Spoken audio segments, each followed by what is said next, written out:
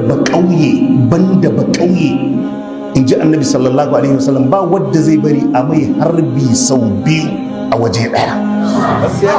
Kun gwada wannan ya muku, kun gwada wannan ya muku, kun gwada wannan ya muku, shikenan. Annabi ya ce la yudlagul mu'minu min hujirin marratain. Annabi ya ce ba a saran mu'mini sau biyu a rami ɗaya. Ai tun da kun zo da wadda bai yi ba to sai ku canza lali. Yadda kaga yanzu muke zaunen nan wallahi suna can suna ta shirin 2027. Kai ne kawai kake jira sai ranar kuri'a. A wata riwaya annabi ya ce la yudlagul mu'min min hujirin wahidin marratain. Allah ya ce ba mu'minin da za a sare shi sau biyu a rami daya, ka sa hannu abun ya harba ka sake bari ya sake harba. Annabi ya ce a baka san me kake, kuma iya abin da za ku taimaki kanku tun da dama ce da kuka samu a bisa wannan larura, wallahi waɗannan azzalumai kawai ku yi waje da su. Amma wallahi duk wanda ya ce wai idan sun hau kujera za ka yi zanga-zanga, ai waɗannan mutane na rantsi da Allah in duk da ku kare wallahi ba za su kan kujerar su.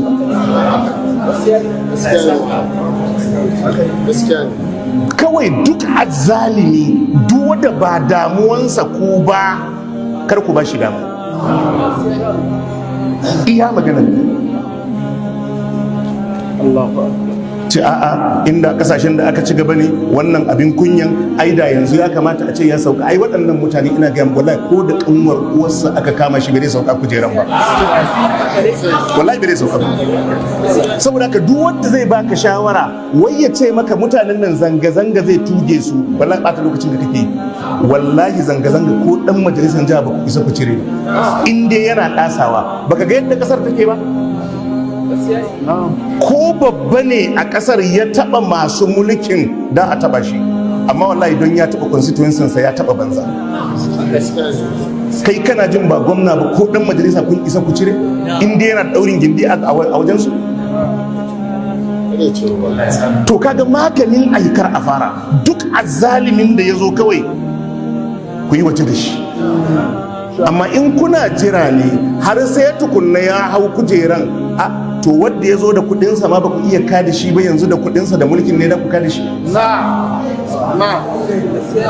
Wadda ya zo bayi da mulki kudinsa ne kawai a hannunsa ya hau kujeran, yanzu kuma yana da kudin da mulkin ku ce za ku cire shi.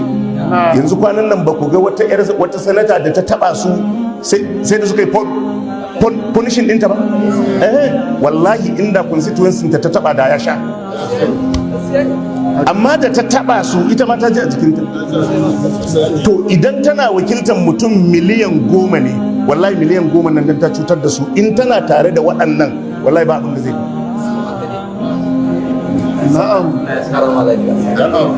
to yanzu suna nan suna ta shiri ne da za su tinkare ku, kuma fa iya shirin sun kawai mafi girma za su ba ku kuɗi. Iya maganan kenan. Saboda ka wanda ya ce ma wai ka karbi kudin su ka zaɓi wanda ya dace a ina ne za ka karbi kudin su ka zaɓi wanda ya dace. Yanzu kai akwai wanda zai baka mota ka je ka zaɓi wani? Ka biya ma kanka gaskiya mana.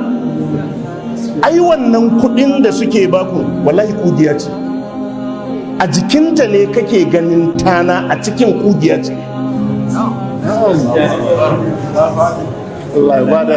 Kawai idan mutum bai dace ba kawai ku yi waje da shi. Kuna tare da al'ummarku, kun san ciwon kanku, kuna da tunani mai kyau, ku yi makanku abin da ya dace.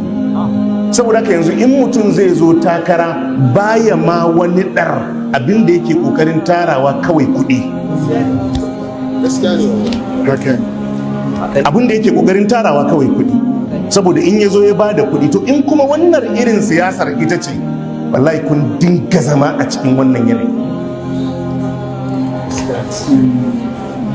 Akwai wani ɗan siyasan da zai zo cikinku ya ce zai yi siyasa a rasa sanin wadda suka san rayuwarsa? Babu. in ɗan gari ne har uwarsa an sani har ubansa an sani, yaya alakarsa da 'yan uwansa, yaya alakarsa da abokan hulɗarsa, me ya muku kafin ya hau kujerar, wace tsiya zai muku bayan ya hau.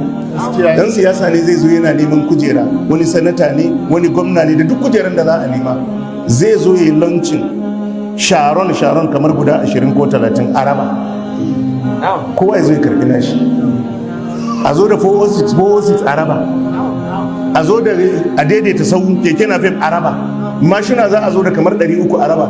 Kai ka ɗauka sadaka fi sabilillahi ya bayar? Ka ɗauka wa'annan keke na fim da ya raba wakafi ya ba mamansa da babansa? Sannan ka ce kuma ba zai ɗebi kuɗin kayansa da ya baku ba?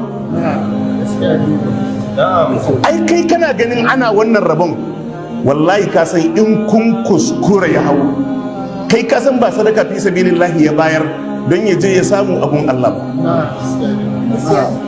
To haka ne, saboda haka mutane ku zan wayayyu, iya wayonsu su takaitacce ne, shine da su baka kuɗi su sayi ka, za su baka kuɗi ka musu abin da suke so, to ka nuna kawaye. In mota aka baka, motar za ta kai ya gama mulki kan hawa motar ne lafiyar ta kalau? Ba zai yi ba. Man sagiri, yadda ba a sai da addini bayi da farashi, haka yanci bayi da farashi. Yancin ka bayi da farashi. Kar ka ɗauki wani gara ka ɗora a kanka.